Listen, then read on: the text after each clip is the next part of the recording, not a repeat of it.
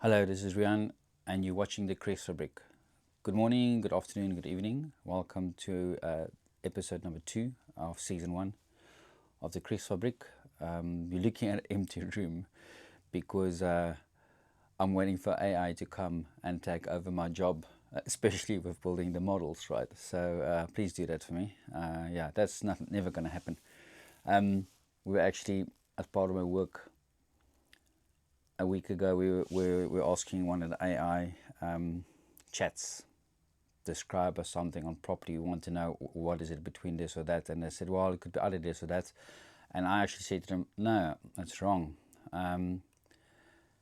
It is actually this. This is what the answer should be. And the answer was back, yeah, that's a real world example. And I was like writing back to them and said, exactly that. We're in the real world, you're artificial. So yeah, good luck with that going forward. But this is just behind the scenes look at what goes into production, and then we're going to go through a bit of touring of the models and see what's going in, and especially what's on a desk at the moment on the left hand side. There are 2 desks in the room, but you always see all the YouTubers and everybody looking pretty, different lights, and it looks like a studio. Well, that's not the true. To get to that stage takes a lot of work and a lot of effort. I'm on my way there, progressing. As I said, this is my second episode, but what goes into it? So yeah, let's put on the lights and let's see.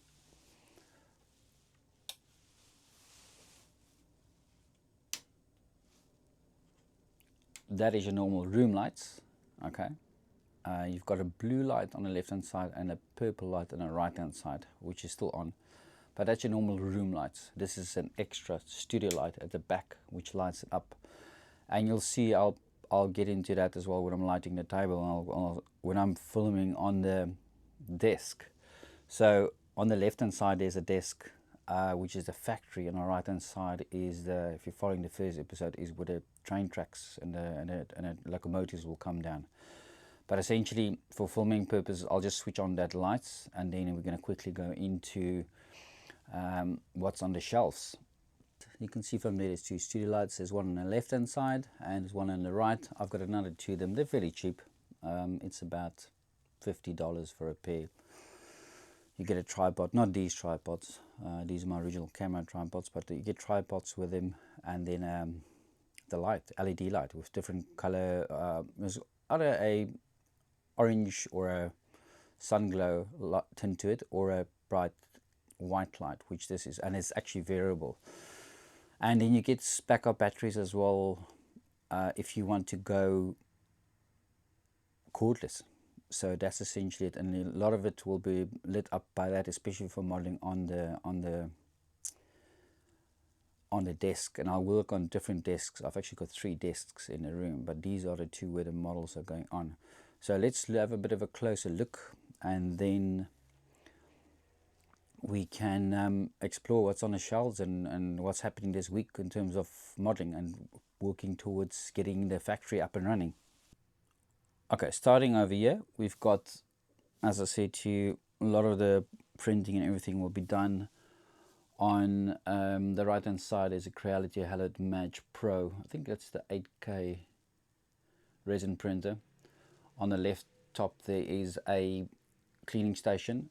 Below that is you'll see from there, probably there's glare and everything, but that's real life.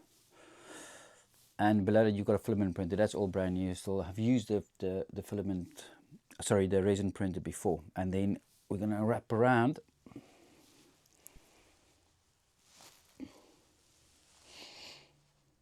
And this is the top part of the shelving.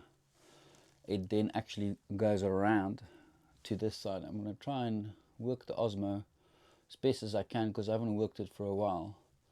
And you can see here, there's a few models here, a bit of aircrafts and things as well, but that actually wraps around to the room, and we'll wrap around this way quickly,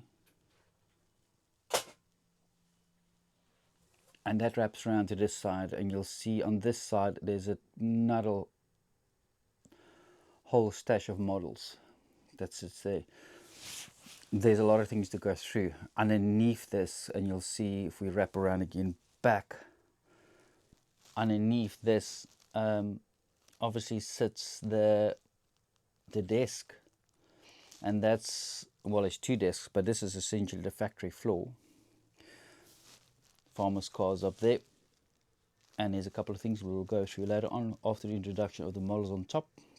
But essentially that is the factory floor below there, and it wraps around then to the right hand side here. You'll see, sorry, there's a lot of stuff on the desks, and we'll go through it in a minute. But essentially here you'll see where the farmers' little store is going to be and everything like that. And further down you can see I'm being started working on the tracks, and you'll see where all the tracks are coming from. That little box up there has got quite a lot of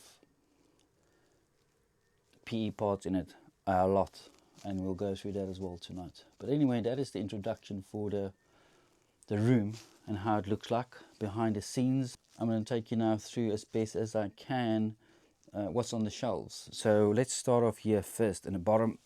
So we're starting, and sorry, it's going to be super bright, but that's the only way to show it properly, and there's going to be the shadows and everything like that, but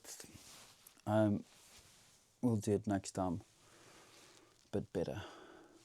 So what's on for this week, for the next couple of days building? Well, we've got to start off obviously with the farmer's little store and his car and everything like that. So I was thinking, well, okay, the first thing I want to build is obviously the farmer's little truck, or his car, which is a Mercedes-Benz 170V. Let's get a bit more into that. You can see it, you've probably seen it, minart 135. Obviously everything is 135, and I've got that. And then together as well, in addition, I've got a bit of gardening tools and things like that I'm going to incorporate somehow to it, because there's going to be a bit of garden and things like that to it. Furthermore, you've got things like on the right hand side here. Let me just move this quickly. Obviously you've got some livestock. Sorry about the glare, but that is the different lights, unfortunately. So you've got the livestock that's going to be on, a few chickens, maybe a dog or so, and things like that will go on. But what I'm trying to incorporate as well is essentially what I'm trying to incorporate is essentially part of this, and it's essentially a farmer's cart with some horses, and I want to put a cart next to the farmhouse, and the farmer on there and his daughter, and then the rest of the troops will go in with the main factory. But as essentially the original start up on.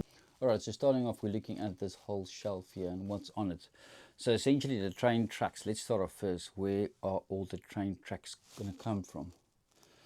So what I have is obviously, as I said to you earlier on, I've got let me just get it correctly on the screen, because I'm trying to, once again, trying to look on the phone, trying to look on the PC at the back of behind me as well, and trying to get everything in focus. So as I mentioned, I've got a BR86. That has got some track, and I think the track length is about 600 or 700 millimeters or 60 centimeters, something like that. It might be longer, I might be wrong. It could be closer to 80.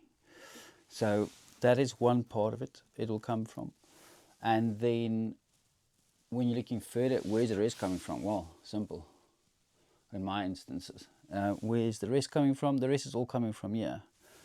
And you've got here a railway gondola. You have another one, and everything is up in plastic because I want to make sure nothing gets into it. But essentially on top there you'll have the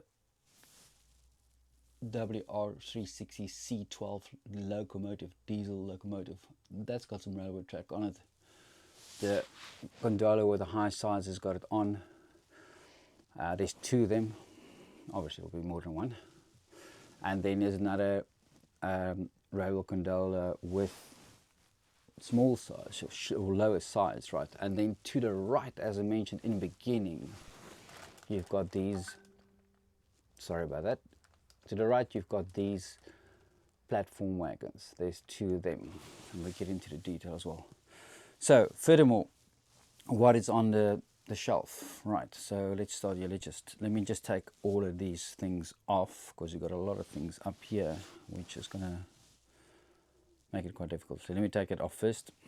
All right, so what is up here is essentially, and I made a mistake on my first episode, and I did correct it, and then it undid it. So this is the correct pronunciation for the vehicles that I was talking about. These are actually FAMAs. When I said that factory had Hanemags in, those are not Hanemags. The Hanemags is actually in a different part of the room, but I didn't think it true. So these are FAMAs, and that's part of I'm going to go in a not a logical order. It's going to be all over the place, but that's the way the racks are packed. So you've got FAMAs here. There's 3, 6, 7 here, but there's also another couple in the room. I think they're up on top here. If we look up top, let me just quickly see here. There's another 2. Let me just see. I can't look that high up. It looks to me like there's another 2 up there. On top there, I think, is a Nazon, right? So there's another 2 there. So you've got 3. There's 6. There's 7 on the bottom, plus another 2 is 9. But then additionally, once again, somewhere in the room, there's another 2 FAMOs like this, but with the platform wagons, or the platform, or the trailers behind them. There's 2 of them. They're quite pricey. If I can spot them in the room, I'll pan over to them, but I don't see them. Ah, they are here, right? Okay, but they are hidden behind the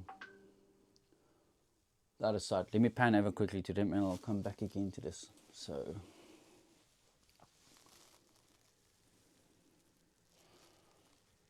if you're looking there on the left hand side, you'll see 2 FAMOs, and it's got the STAH116, and that's your trailer. So those are 2. So that together gives you, let me pan over to the other side again.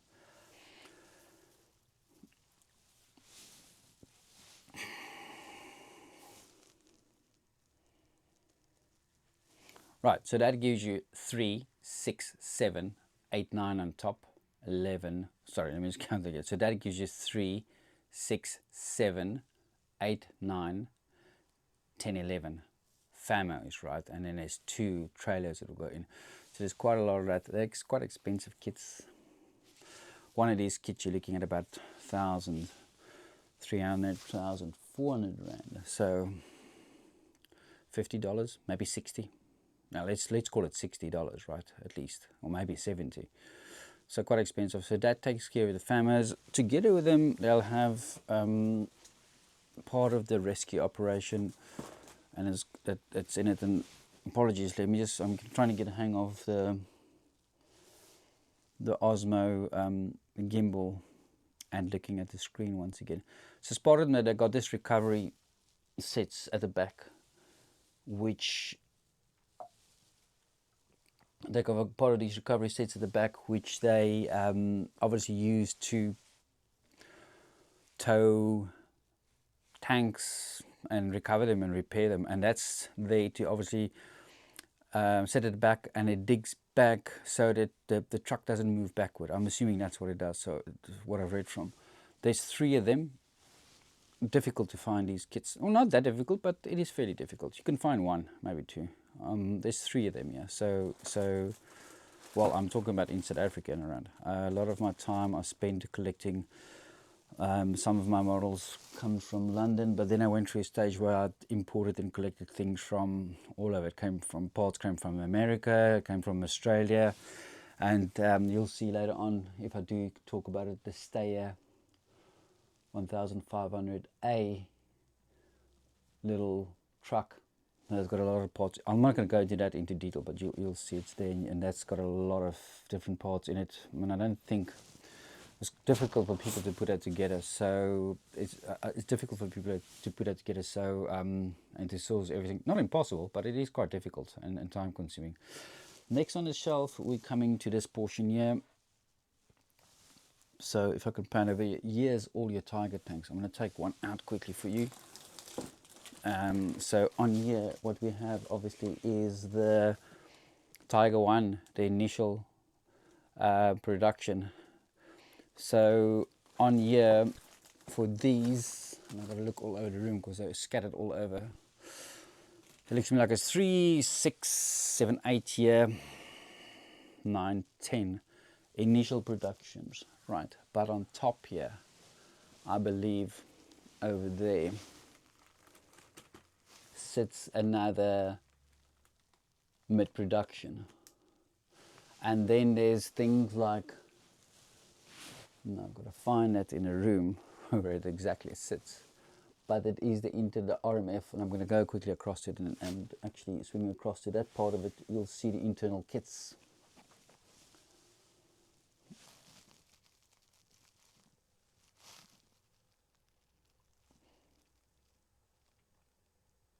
Right, so on there, and it's upside down, apologies, but on there you'll see it's the Tiger tank. I think it's the late production. Let me just read it quickly. It's difficult to read. Yeah, the late production. That's all internals. So that's going to go into the final stage in the factory. And then I'll go back across.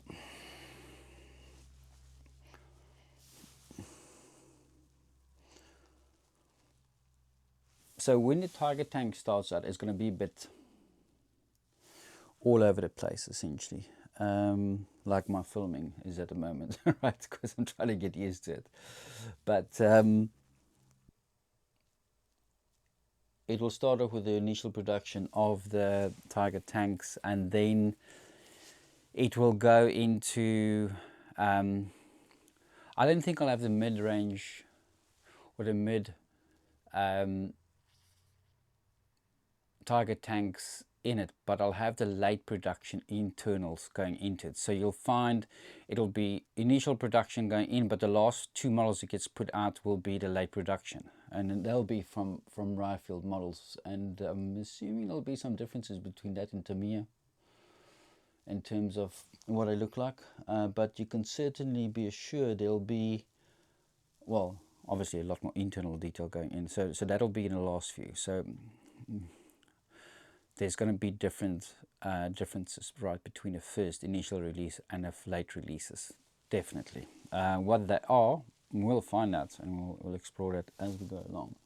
Coming on to the next stage, what we have here, and essentially it's the top bits, are the Flak 88s. Okay, so the Flak 88s, if you're not familiar with it,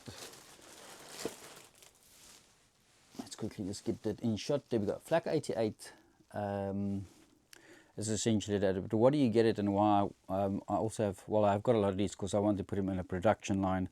But the reason why I actually bought these was for the fact that you get with them, you get this motorcycle. I don't know, I'm pretty sure this must be it could be a Zinda, but they look very similar to the BMWs as well. So I'll correct it later on as we do them. So Flak 88s, there's you get a lot of figures with it, but essentially you get the motorcycle. So in my opinion, it's 2 models. The motorbike, which is either a Zundup or a BMW. I think it's R75 if I remember correctly. But you get quite a number of figures with it, but it's 2 models. You get the Flak 88 and you get the Zundup motorcycles. And I want to model both. I don't want to put my display up with all of it together. I want to have a production line for motorcycles, and I want to have a production line for Flak 88s. So that's the reason for that. And there's quite a lot of them, obviously, then going in there. Then the next thing on the shelf, and that's above the BR86, is essentially a lot of weapons. And well, why? Well, because they had production line for weapons, right? So, and I've got quite a bit of photos how the barrels was turned, the stocks was made, and the factories, a different production line, more sort of like an office setup, and how that was done, and how they put it together. So I've got a fairly reasonable understanding of how they do it, trying to recreate maybe a bit of it, but it's quite a bit of those coming into it. Then coming on to the next bit, and we talked about it earlier on, from the bottom left here, you've got the gondola with the lower sides, so the rails will be used. The rails is important. I need to put the rails or the tracks on the display, and there's two of them with higher sides up there, and then the top one is the locomotive. To the right, as I said, what you have here is, apologies, it's in bags, and I'm not going to open up. That's a whole mission, to open everything up and go through everything. It will happen. But to the right of that, you've obviously then got the schwere platformwagen type S01E02. But it's essentially where they loaded the tanks on. Let's see if we can get a bit of a clearer picture here. But it's, yeah, let's see if we can get a bit of a clearer picture there. But essentially what it is the platform wagon that they loaded the tanks on. And that comes also with quite a bit of track onto it. Additional track is coming from here. Built with, I think it's a K5 if I remember correctly, which is a rail gun. That's got about almost a meter of track there. So that solves my track problem for laying out my tracks and having them all to scale. They're all trumpeters, so they'll all be the same. Underneath that, in that black box there, is a Schnellboot, big model, that's for later on. Alright, so on the right hand side, essentially you've got this. What we have here is essentially a couple of V2 rockets, but together with them, so there's quite a lot on here. If you're looking at the shelf up here, and hopefully I get everything in.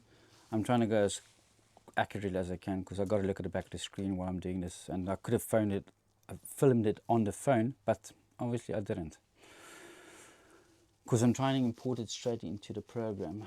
Makes it easier and a little bit more better in terms of quality. So what we have here on the right hand side is quite nicely, there's two V2 rockets, but it's got the crane with it, which lifts up the rockets and transposes in between the trailer and the trucks. It goes off from there's two different trailers. It goes off from this normal transport trailer onto, I believe it's called, if I'm right, Millerwagen, which I don't have, and I'm trying to find that. It's something created by or released by Tacom as well. So if somebody can source that kit and see where it comes from, or Tacom, if you're listening in one day, please send me one of those kits. I'll buy it. I just want to build it and I just can't find it. I've got a smaller one, and to give you an idea what it looks like, it's there, right? And that is actually the rocket transporter. The other one is also a transporter, but it's just a trailer to take it off the train onto the trailer, and then from the trailer it gets transported onto the launching platform, which is that, and it's got a bit of a launching platform and things like that. So that is that part, but I've only got it in 172. I don't have it in 135. That's missing from my kit, and I'm really desperate in getting that. So coming back to this side, and what we have here, once again we've got two V2 rockets with the cranes, but there's also a separate crane that came, but I bought way back from a Amusing Hobby. These are all Tacom, and the rest is all Tacom. I'll get into that in a minute, what that is. Trumpeter, you'll probably know what it is, and if you know good. Down the bottom, it's difficult to see, and I tucked away, but it's essentially V2 rocket, V2 rocket, V2 rocket, but with the little, let me see if I can get it in, with the little, I think it's a SS, yeah, well it says it's the Hanomag S, in this case it's the Hanomag Rian, you're right. It's the Hanomag SS100, which is like a quite powerful truck that pulls the trailer and the rocket and everything like that. So I want to build the internals as well for the rocket. I've got a fairly good idea how it worked and how the launching procedure worked. And how the launching procedure worked was, and I always looked at this vehicle in the shop, and I do my, I buy a lot of my scalar hobbies has come through from, well, the majority, you know, the biggest part has come through from a shop in Pretoria, Mainland. So it's called Jigs Hobbies, JIX. I'll try and leave a link to the thing. And if you're in South Africa and you're looking at it and you're thinking, where should I buy my, where's hobby related items, scale models, Lego. There's a lot of different things. Playing cards, games, paints. That's the place to go to. Small shop, they're expanding, but and I'll do another segment at some point in time on them. So I was walking in a shop one day and I was looking at it and I was thinking, oh, this is a really odd thing. I really don't like it. I don't think I'll ever buy it, you know. It looks like a lot of nonsense. And later on, as I go through it and I look at and I go through the launching procedure of the V2 rockets, I find that it actually that was the controlling where the controller sits to launch the rocket. And I said, okay, I got to have it. I have to have it. So if I'm going to recreate that scene, and there's a lot of trucks, fuel trucks, oxygen tanks, a lot of things that goes into it, and all these wagons and cranes and stuff that goes into the launch of these things, I have to have this, right? So that's the reason for that. But swinging over to the right again, what you have here then is obviously then a couple of tucked away here, a couple of the V2 rockets, and then the top two is the SS100s plus the cranes. So there's essentially what there is, you're looking at 1, 2, 3, 4, 5 cranes. Okay, you've got there. Moving further along, right. Well, moving further along, you've got as follows. There's quite a lot of kits, and I don't know if all of them are here, but essentially that is your Kettenkrad Rad. Hopefully I'm saying that correctly. Not the top one, obviously, if you can see the top one, but essentially that is it. Let me just count them quickly. 3, 6, 7, 8, 9, 10, 11, 12 of them, right? So they go around. In the first episode, you'll see there's that belt, the oval loop that they go around. And then what happens from there is they get constructed and put together. And there's quite a lot of footage. And quite surprisingly, which well, to me, it's not obviously, but when the vehicles are constructed, and when they're finishing constructed, you will find that there's obviously petrol got to go into it. And I've seen, especially in this factory for the Kettenkrad rides, a petrol pump inside the factory, right? So I'm thinking that's quite interesting. So I did some research, and as you know, I don't have it's here somewhere tucked away. Minart produces that German petrol station, and the petrol station, essentially what that is the name of the petrol company is called Luna, Leuna. The French one is called Azur, Azur. There's an Italian one as well. I haven't paid much attention to it yet, but I will do. But and I've seen some old 1930s pictures of petrol stations with Luna on, and on the trains, your little trains with the tankers on with Luna on. So I'm thinking I'm going to put next to the factory, obviously, something like that with a storage tank standing, and then petrol getting pumped into the factory for them to use. Whether that's a good thing from health and safety point of view, I don't know, and I don't know if they did it, but it gives a bit of a. It might be totally inaccurate, but anyway, I've got to incorporate it somewhere. The other way I was going to incorporate as well, because I've got the French petrol station. I'm building obviously the 135, and I don't know if I said it originally, but originally where I got into scale modeling is I was like, I quite like French things, and the next model is actually a lot of Air France things, but different scale, 172. But that's not part of this factory. But I originally got into the factory I stumbled upon by researching. I went with my wife to Paris, I think it was in 2022.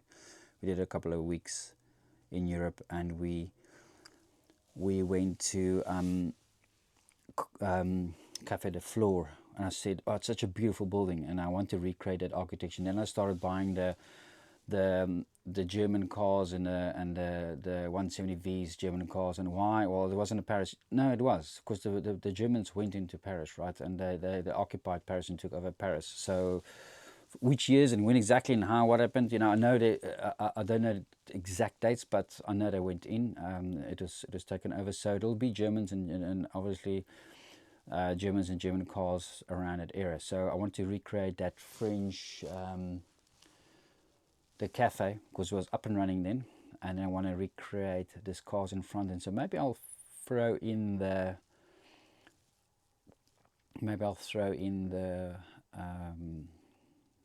French petrol station in there. I just got to see how I got to do it. Anyway, so that's that. And then moving on to this side of the shelf that we'll get into later on, but it's essentially I've got a bit of a love from started off when I was young. Lot of it in terms of there's a bit of random stuff, so you can look at it.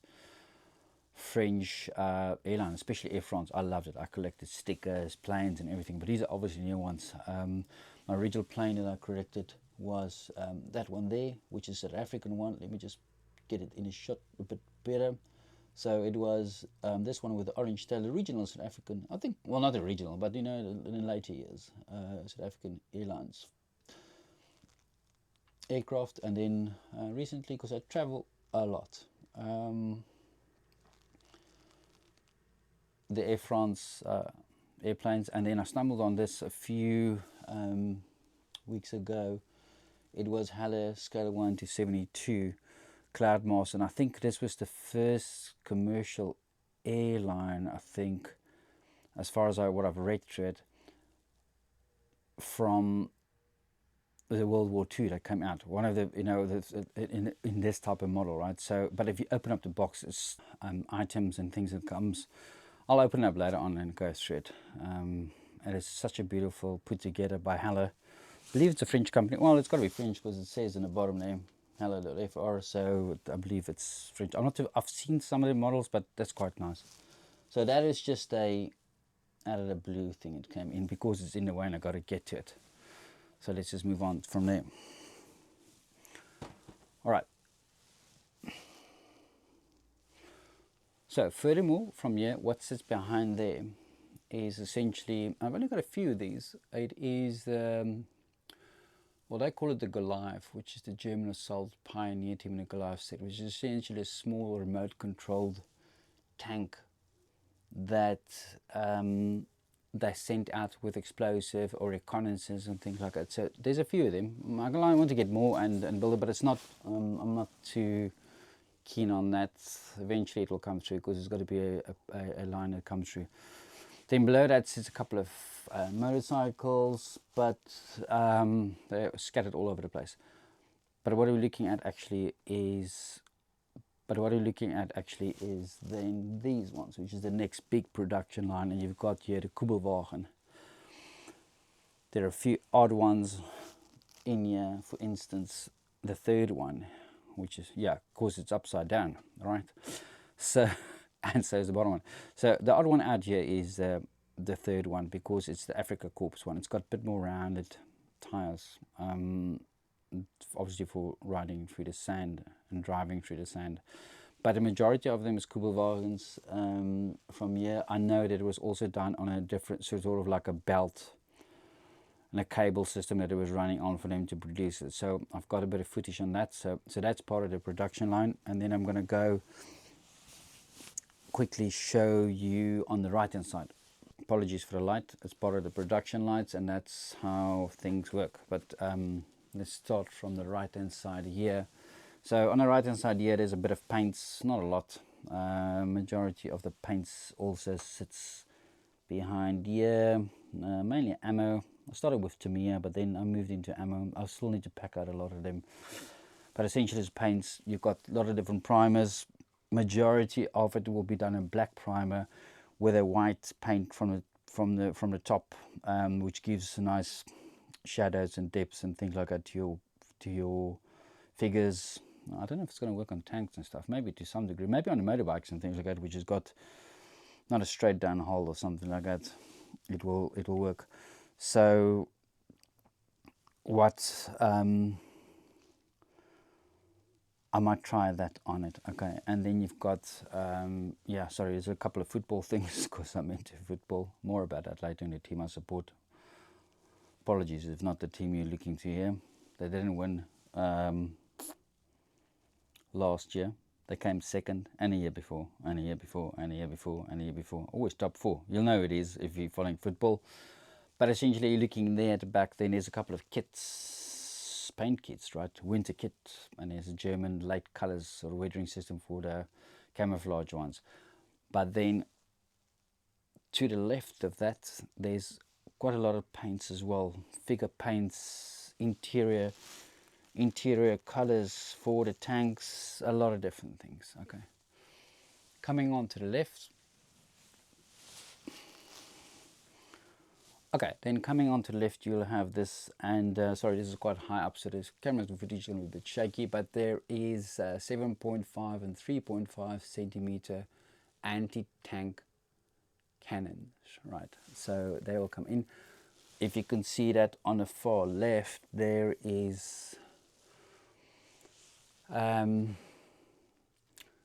two 20mm flaks as well, 38s. So, and obviously with the flak 88s, you've got the flak 88. Is it 36 and 37? Does that sound correct? The one was used for anti-aircraft, the other one was used on the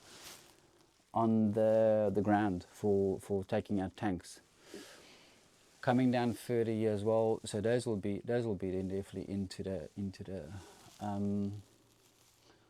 as you can see, I've got a really good safe electrical setup in a room, but I'm busy building it out, so it'll come together.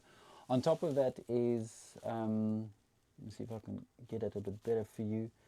There is a couple of bicycles, and I've got to the left of that as well. Let me just quickly spend a minute on this. So what I have here is there's a couple of bicycles. There's a couple of other sets with bicycles as well.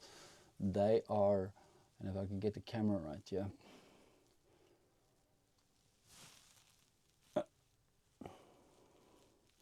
And then there are the other couple of bicycle sets as well.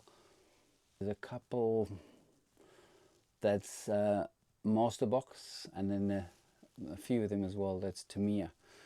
But obviously, as I said in the first episode, there'll be, let me just get this camera a bit more stationary. There'll be a lot of, they didn't all go to war on trucks and tanks and stuff. It was via bicycle, or it was, and the camera is shaking once again because I'm holding it up way above my head. So they went to war on bicycles and carts and things like that, and horseback. So there are a lot of horses and a lot of carts and things like that in a collection. I need to show you my fuel kitchen, which I missed because I got in behind the kitting rod. So we'll see that in a minute, and then I'll finish on the top. So quite interesting thing is I stumbled across a book in one of the hobby shops in Johannesburg, which had purely about bicycles, and in World War II German bicycles and what was on them, and for instance the anti-tank rockets, things like that. And I've never seen it, you know, and I was very fortunate to stumble across that. So that'll be incorporated in a bit of storytelling and showing it through the book, because I don't think it's available anymore. To find it is extremely rare. So I want to incorporate a bit of that, bicycles and storytelling.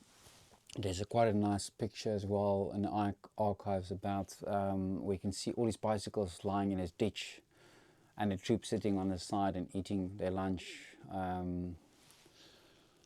So that is something I like to recreate in the train track section. So that, which is quite nice, which probably people has modeled it, but I haven't seen it, so I wanted to do something different. And to do that, you need to have a lot of kits. Well, there's a lot of other ways you can do it. You can probably do a bit of, you can probably try and have one kit, let the film run, capture something, and then shift the model up, a bit of stop animation, film that as well, and then have a couple of consecutive looks like a number of tanks. I could have saved myself 10 times the money next time around. Okay, we'll do it like that. But I mean, you could do it like that, but this is a bit better. I want to do it let me do it the hard way, right?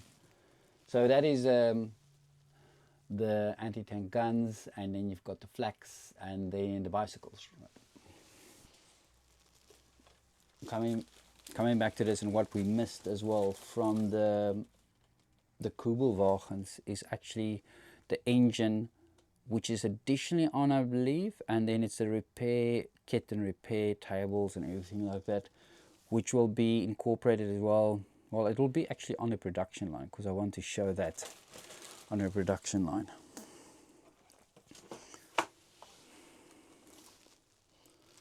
One of the first things going into the factory, and well, before the factory starts, is obviously this. You'll have your welders welding and putting a steel together and pulling up the steel frame for the factory. So that's the first people on site, essentially.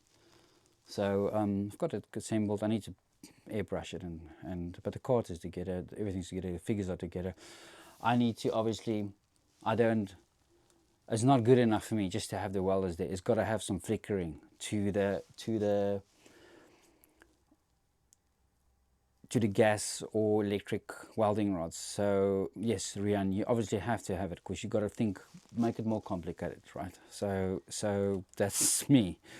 So I've got a flickering system, electronics flickering system, which will recreate that sparks and that you remember from the first one. So you'll remember from the first episode we said inside the hulls, these welders were sitting and they were welding the different sections and different compartments for the tanks. So that will aid in the flickering inside it. I'll just recreate it. I mean, it doesn't have some movement of the figures. I'd like to have that, but it's just, I was thinking originally about let's do stop animation, but it's just going to be too complicated to do it on these static figures. There's going to be some movement in the factory of people shifting around on the tanks, and you can recreate some of that. And there's a lot of things you can recreate. You can recreate from the start of the morning to the evening, how the sun shifts through the factory. I might do that if I can remember to do it, but it's one of my ideas, right, to do it. But I want to see that the shade shifting through the factory.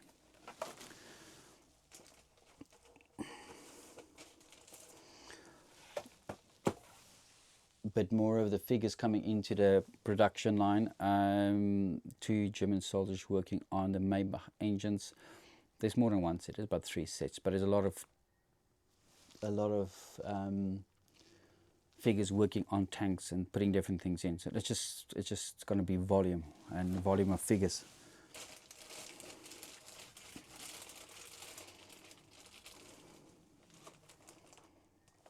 All right. Okay, and the next one is sort of like auto repair crew. This is more for your vehicles and that. To the back of that, let me just swing around that. To the back of that is actually your motorcycle repair crew, right? And the whole motorbike and sidecar taken apart. The guy busy pumping up the wheel. I think this will be in a factory, because I want to have the engines apart and putting it. This is a BMW, this one. So that's the second bit.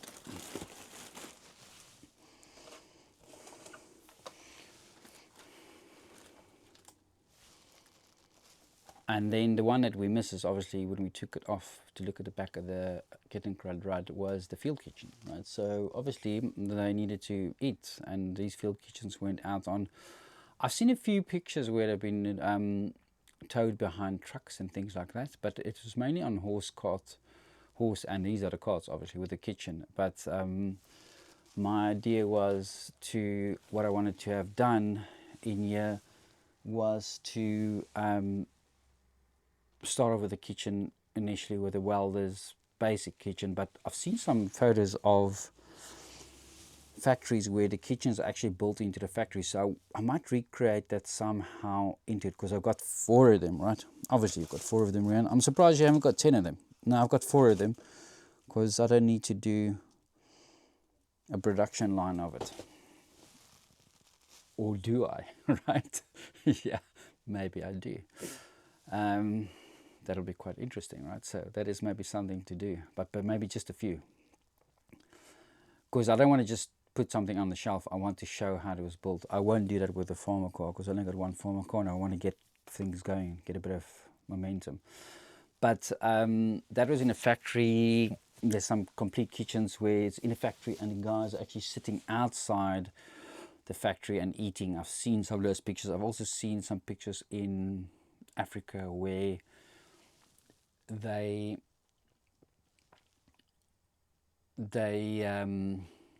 baking bread in this big oven, but it's big. It looks as on the back of a truck, but it's this big oven. I'll try and source some photos later on in that. So that's coming in. It's definitely coming in. It's part of the. It's just you see people modeling these, and I see a few of these, but that is definitely coming in, right? It's coming into the factory and outside and then into the factory. So it's just how to recreate it, because I've got all this produce and stuff like that. Someone has got to eat it, right? So I've got to feed all these factory workers. So that's coming into the factory. So looking forward to doing that. A lot of work to go into that. Not much there. Look, everything. I was actually once in the Jigs hobby shop, and I was speaking to one of the guys that I did 135, and I said to him, "Hey, you got all these." I said to him, "You got all these rust kits and rust paints and everything like that." And I said to him, "It looks like quite. There's so much things available to do for weathering and things like that." And he said, "Well, why do you want to do that? Just make everything brand new." And I was like, "said That's a good idea, because everything started off brand new, and then eventually it got dirt and rust and everything. Everything's not rusted and wetted, right? It went out new and it picked up dirt as you go along, as it got used, right? So we trying to progressively build up dirt on the vehicles, and obviously then you'll have a lot of the tanks that would have gone into the winter theaters and the winter scenes, which will have white paint on it. So that's the field kitchens. I'm going to leave it there, and then I'm going to swing over to the other side. Alright, and so this is to the right hand side again. It's going to be difficult to see this. It's far up and it's difficult to get to it. And I'm not doing that yet, right? But the Opel, sorry. So I'm not, this is far up, so apologies for the quality of the video and what it's showing. But essentially on top you'll see, and yeah, Rian, there's your Hannah mags, right? Yeah, there they are. There are about another 9 or 10 of them underneath that.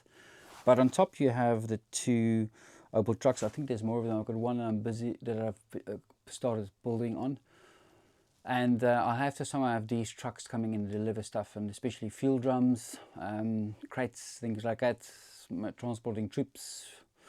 I've actually got and I don't have it here. I wish I can show it to you. I've got one of an Opel 135 Opel bus, which they used during the war times. If I'll find it in a minute, I'll put it on. But you've got there obviously then the Opel trucks, and below that sits a couple of Hannah mags, right? And that essentially is the majority. There's the bus, right?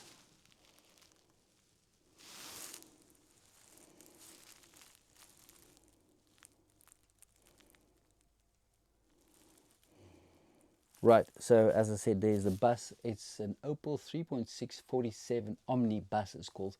It's got a big bus, and just something you don't see a lot, and guys recreating that, or modelers recreating that. You'll see there below.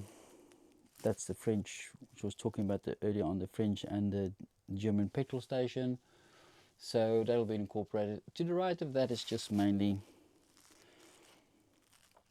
a number of figures, summer, winter. There's some African figures as well, but it's a mixture of a lot of stuff there. So that'll be covered later on. And right, just before we thought everything was over, because for those people that's interested in aircraft, Iran, you mentioned aircraft, but yeah, where is it? Oh, it's here. Let me just move the lights here and get in here, because it's going to be a bit tricky to get in here. So there's not a lot, because they're expensive, and the 135s are difficult to find. I see there's a Henkel triple wine being produced by, I think it's minart. It might be border models. Sorry, it might be border models. So Henkel triple one, which is a bomber, which I'd really like to get, and I like to get a lot of them, because it's like the Messerschmitt is quite a good plane to model. But to quickly go through this, you've got unusual kits, right? Not the usual things you'll get people collecting and gone a bit crazy, right? But that is me. So you've got a couple of, I haven't got the right name for it, and I'm not going to pronounce it, but it's Panzerfahrer, which is essentially a barge. It's a couple of tanks sitting on the side. If you can look at it, what it is on this model is And the kits are designed like that. It's from Dragon, right? And you don't get both of them in one. You get a tank. It's a tank underneath it with a platform. It's essentially an amphibious vehicle. And you've got a platform. So what you get in one kit is just one tank or amphibious vehicle, let's call it that. And then the platform. So, well, I always need two to recreate the scene. So that's the reason for it, for two. That's the other thing as well. When I see these things, I tend to grab it, because if I don't, I always find myself, man, I should have bought that. And I got into that situation where I saw I think it was a border model. If you stumble across it and it's available, you can get it. Kit for me. I'll like to get it somewhere and source it. I think it's, sorry, it was Hobby Boss, but it was a glider, a German glider, which was a full kit, not just the wings and a back tail pod. You get that as well. But it was the complete aircraft, and I was going to buy it, and then I thought, nah, and then I decided I'm going to get it. And as I walked into the shop, it was sold. It was just sold the previous day. So when I see these things and when I do have money, I'll buy it. But I normally splurge like every second month on quite a bit. But here is a platoon set. There's a Strom boat in there, Strom boat Pioneer. That's 172 scale Messerschmitt. Then on here on the aircraft, well, it's quite a, well, not a bit, because like I said, these kits are quite expensive. So you have here 3 Fusilier torch. The one's an African one, and the other 2 ones are medical. But I want to create, I've seen a lot of footage of these and what they look like and what goes into them, and how they were used in war reconnaissance and lifting out important people out of situations. We'll get into that and more comment on that. But that will be built as well through the assembly line, and beneath that sits then a Stuka. I've only got one of that. Like I said, these kits are about $70 to $100 each, so they're quite expensive. But beneath that sits the border models, all border models, apart from the top is Hobby Bus. But beneath that sits then 3 Messerschmitt, and that's going to go into the production line. So that is the aircraft. On the boat section, as I said, we have only the Schnell boat. I like to get more, but they're expensive. They're about $200 if I'm talking dollars going forward, because that's a bit of a universal currency. So they're quite expensive.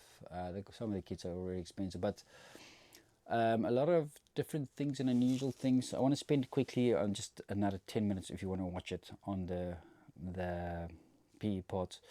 But before I conclude and go to that, just on here, you'll see that set as well. It's got a couple of the vehicles, and it's got the Hanomag. Yes, Rian, that's the Hanomag. Are you sure it's not a Famo? No, that's the Hanomag, right? There's 2 of them, and then it's I can't remember the vehicle is on the left hand side.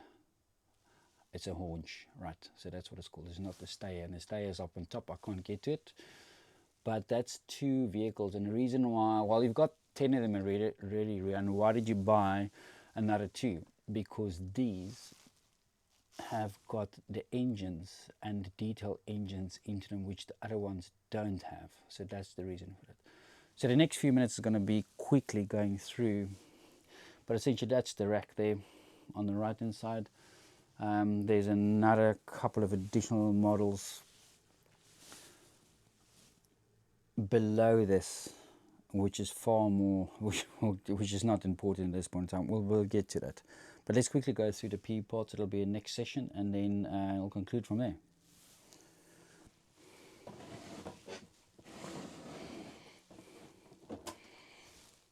All right, so the next and the last, and this hopefully is 10 minutes. It might be 15 minutes. I'm not too sure. I'm going to zip through this as quickly as possible for you. So this is essentially my, on the left-hand side is my little box with PE pods.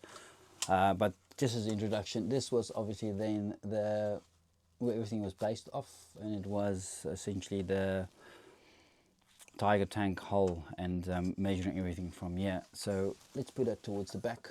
We don't need to look at that. In here we've got a number of shells and Tiger 1 or 88mm. These will work for the flak 88s as well, but also for the Tiger tank. Brass shells and casings, and there's quite a lot of them. I don't think they're all Tiger tank. It could be. There could be different ones, because I just actually took them out of the packet, put them in it, and put them away. So that is essentially that. That is my earphones. Let's go through the first pile. There's a couple of them, right, but I'm going to try and zip. They're all pretty much in logical order. Right, so what do we have here? Mainly Edward. There are a few Tamiya, but there's also, I think it's Aber, if I remember correctly. So I'm going to quickly zip through these, okay, and there's like between 3 to 6 of each. So that's a Tiger tank, it's the grills. So once again, PE parts, Tiger tank, that's a T-34 Russian, I don't know, hopefully I'm correct. T-34, that's the Russian tank. A little bit of bits to it, not a lot. You'll see some of the kits got a bit more.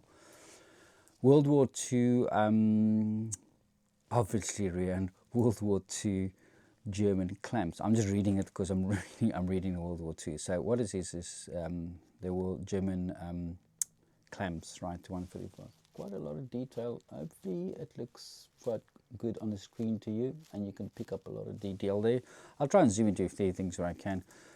There's more clips and clamps, tool clips. There's quite a bit of them. There's a Stug 3 as well. And if you want the numbers to these, I will list them eventually, right? But there's Stug 3 grills and things like that as well. The same for the Jagdpanzer as well. There's a storage box going to the back of it, and then you've got a bit of US tool sets. We're not interested in that now. We'll get to that a bit later on. But then there's a number of German boxes, right? So toolboxes, right? So you've got, first of all, you've got here a German toolbox, but it is it hasn't got as much detail on it compared to the other ones, and actually quite nicely from the US ones. You'll see there it's got a lot of nice tools there, right? So I'm wondering, should I use some of this in my German ones? Would anybody notice? Maybe, maybe not. But that's something to consider, right? But just to keep it apart from the rest, so I can incorporate it again when I do the US sets, because that will happen at some point in time. So once again, the toolbox. This is version 1 of the toolboxes. And then you have, I'm always wondering now, I see a lot of these guys filming on YouTube, and when they're painting and stuff, and I'm wondering, why you guys, I don't understand. Look, I'm filming off, and so it might be different equipment, but I'm filming off a iPhone 16 Pro Max. But I'm always wondering, they're saying, well, it's difficult to film something and then paint as well. I don't understand why that's a problem. Or maybe I'm missing something, but I've got the phone set up a little bit higher, and I can actually see quite clearly underneath here, like it will be from here, the viewing angle down here, I can see quite clearly what I'm doing. And if you're getting to my age and you've got a lot of magnifying glasses and glasses, it's it's easier, right? So that's it. It seems to be working quite well from this point of view, in my instance. If you're doing it differently, maybe when I get into painting, I'll probably have I'll probably find I'll have the same issues. So stick around for a revision of that remark. So toolbox number 1. Okay, there's quite a bit of them. Toolbox number 1, and then it's a toolbox number 2, right? And the difference between this is, let's pull up the second one, because that you can see a bit better. But the difference between this one is it's got a lot of different tools and detail, which I like. And there's one of the tools here, or the pliers, and I can't see very well now, not because the camera is set up in that way, right? Because I've got the different pair of glasses on. But one of these tools and one of the pliers is exactly like the pliers I got from my dad. I would love it if it's German, but it's not. Like it looks exactly like it, right? So it's a bit of a memento for me from that as well. Keeping from it, and he's passed away a few years ago. More about that, and about my life later on. I'll incorporate a few things as I go through. But that's the toolbox number 2. There's a few of them. There's a few of the 1, a few of the 2, and then we've got obviously then the US ones as well. Next batch.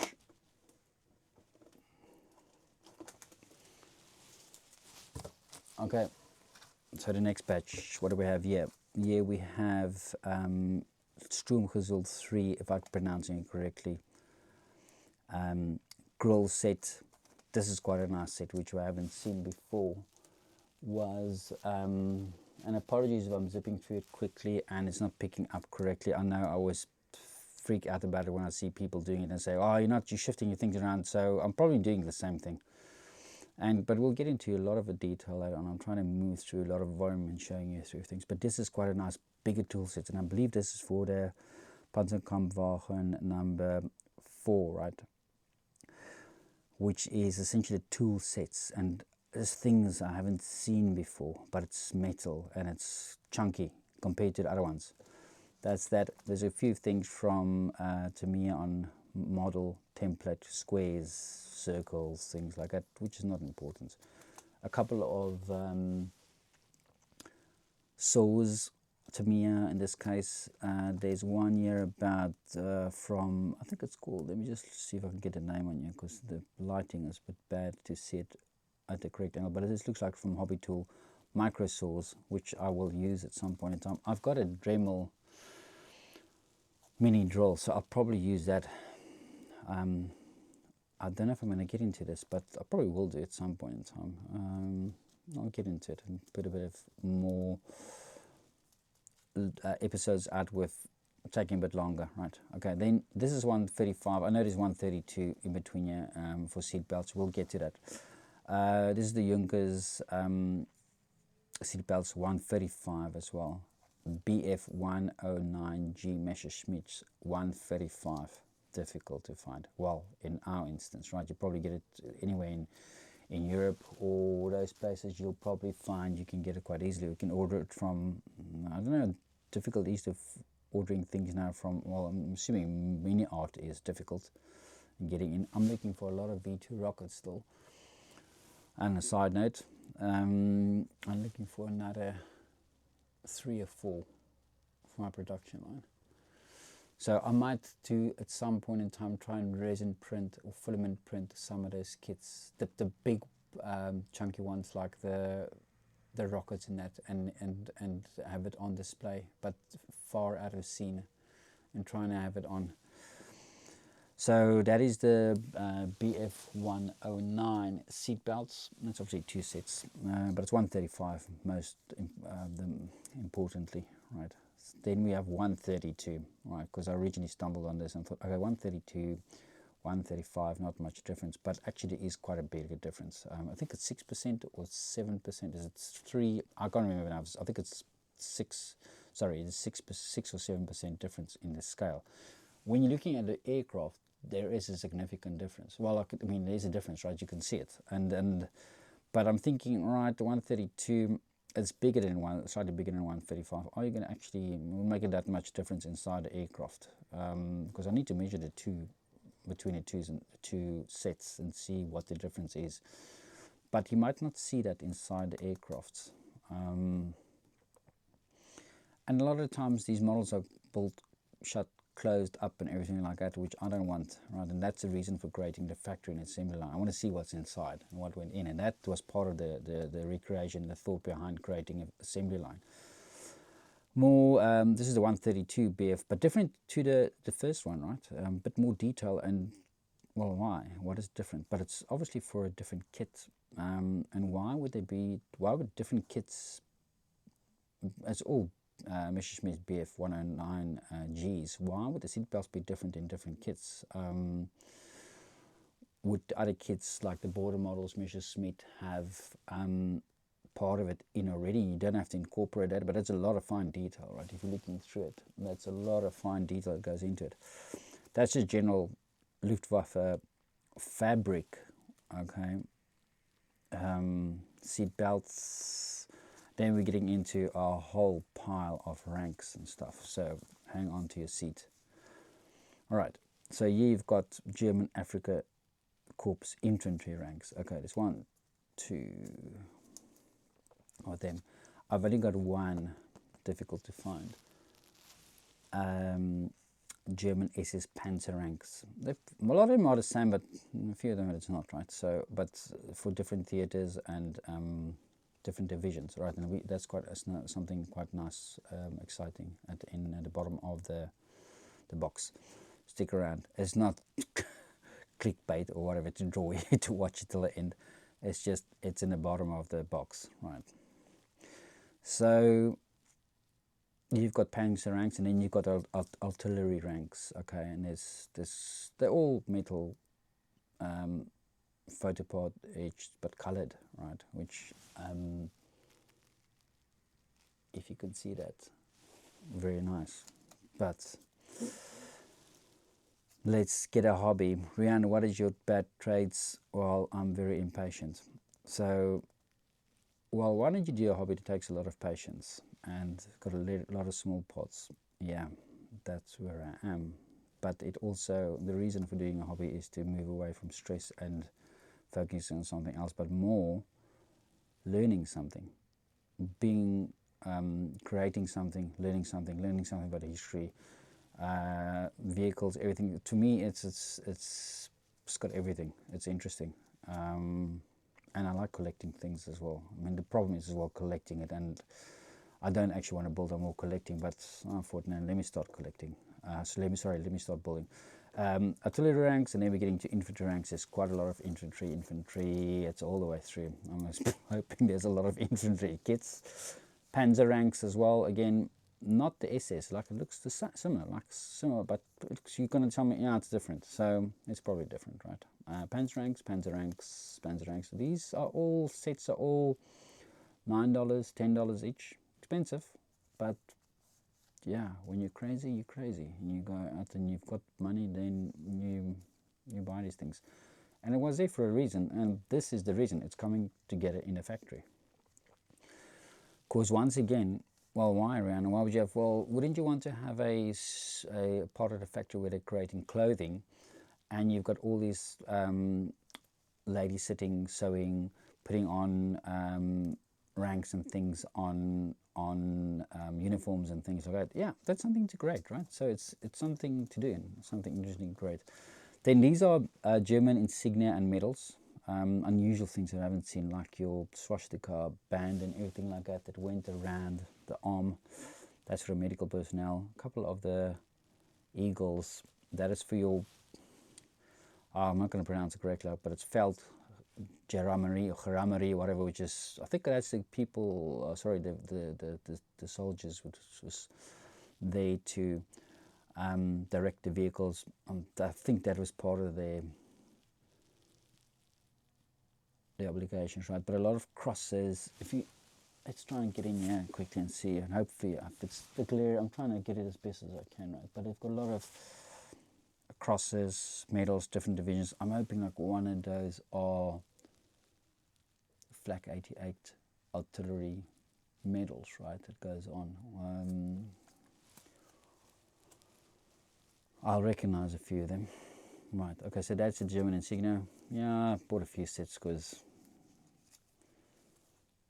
you wanted to do it, right? So you bought a few sets. So, and then the last one is some use insignia that will be in a different set, airborne division.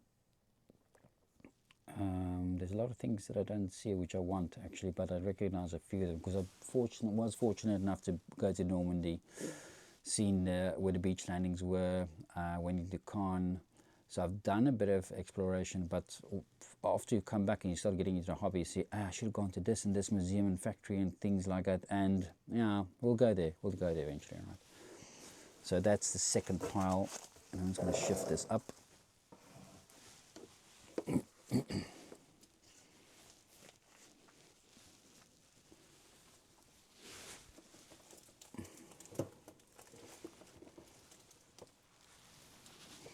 All right, and then coming into the next section, and sorry, that wasn't actually in the bottom of the box, so you can switch off earlier if you want to. Right, but this is sort of Quinta Studio separate internal, I would say, for your instrument panels and things like that, which is like embossed instrument panels and vehicle lights and things you could put additionally onto it. I just bought it because I've got that vehicle, and I've obviously got 1 or 2 plus 10 Hanomag, right? Oh, is that FAMO? No, this is Hanomag, right? But this is one with the radio set on it. That little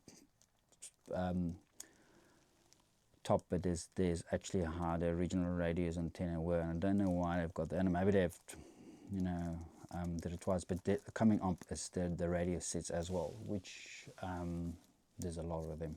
But that is sort of like internal sets. That one's also just a dashboard of it, in case you're wondering. Please show me what's behind it. $10 each, $12 each, expensive. If you're not showing an internal production line, how are you ever showing it to somebody? So I know, well, we're showing it because I'm building it up, and I'm showing it on my channel, but then it's gone. So this will be in production as they're putting it in, and it will be in a couple of vehicles, right? So I have to try and recreate a couple of extra sets of these, and somehow don't know how I'm going to do that. Might do something on a resin printer to some degree. So that's that part. Then what I wanted to show you is we've got this divisional insignia, and it's quite nice. For instance, I know that, and hopefully it picks up right, these last 2 year, or these 2 year, are the and then hopefully I'm correct, is the desert insignia, right? But these are stencils that you can actually airbrush over. And now the problem is how to do it. Do you cut it out and have them individually and lose a few on the way, and trying to airbrush it and trying to position it finally on the, do you keep it on the frame, or do you cut them out? Well, I've got 2 or 3 of each, so I can play around with each idea.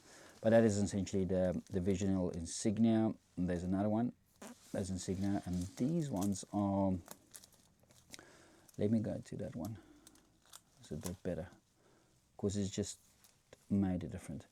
This is also divisional insignia. Sorry, it's the same one, but you can see a bit clearer on here actually how they look, and a whole different sets. Looks like a Eiffel Tower there, but the palm trees on the, for the desert theatre, and I don't know what the rest of them are. We'll get into that later. This is for the SS Waffen insignia. If you do recognize a few of them there, then good. I don't recognize any of them, but I recognize the SS sign and a few things on here, which some of the vehicles will obviously have on. Which ones there are, I don't know, but we'll find out as we go through it, and we'll explore it together. But that's essentially, that's it, all the insignia. We're not done yet, hold on. And we'll get into the last bit of the box now. That's quite a lot, right? So yeah, you've got this is the from the FAMO, not the Hanomag. This is the trailer that goes on the bit, and this is by Aber. And what you have here is essentially additional. There's a lot of, I've looked through some of these things, and I looked at, okay, this is $20, but way back, $20. It's probably more expensive, and probably you won't find these. A lot of these will be out of production. But this is essentially volume 1 and volume 2 onto those trailer sets. So one trailer, both trailers will be built up, because we've only got 2 and they're expensive. They are, I think, $150 each, right? But you get a FAMO with them, which is a nice thing. And this is additional parts, like I've seen it's sort of like chain drives and chains and things and unusual things that you don't get, a bit more additional parts that you get onto it for building up the trailer. So this will go onto one of the trailers, but it will go onto the assembly, and we'll have, what it will show you is, it'll show you a figure standing. It's putting in these parts in and attaching things as best as I can recreate it. Remember, what we have here is we're sitting here with kits which, like for instance, a tamiya kit is being built and designed in a certain way, as you can see from here.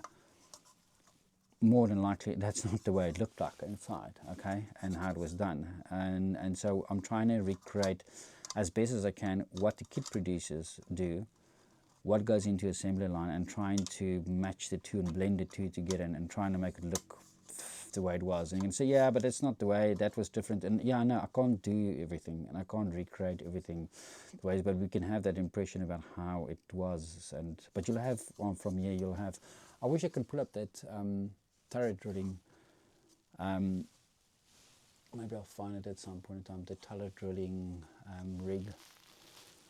I'll see if I can spot it in a minute. Maybe I'll end with that. If I can find it, I'll spot it. But the turret drilling